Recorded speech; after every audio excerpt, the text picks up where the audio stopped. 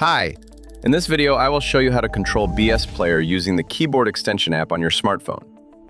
Before you begin, pair the keyboard extension app for Windows with the keyboard extension mobile app. When you open BS.Player on your Windows PC, the corresponding widget will automatically turn on your smartphone.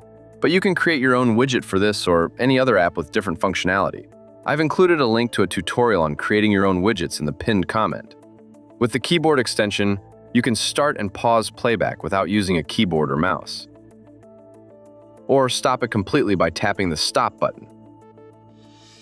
Use the next and previous buttons to quickly switch between files in the playlist.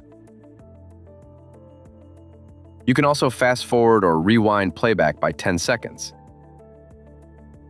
Or specify a specific time code. Adjust the volume. Or mute the sound completely. Turn subtitles on and off. Take screenshots right during playback. Open and close the playlist.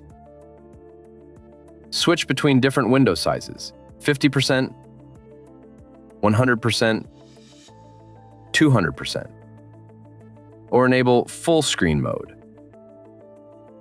And of course, open files without leaving the BS.Player interface.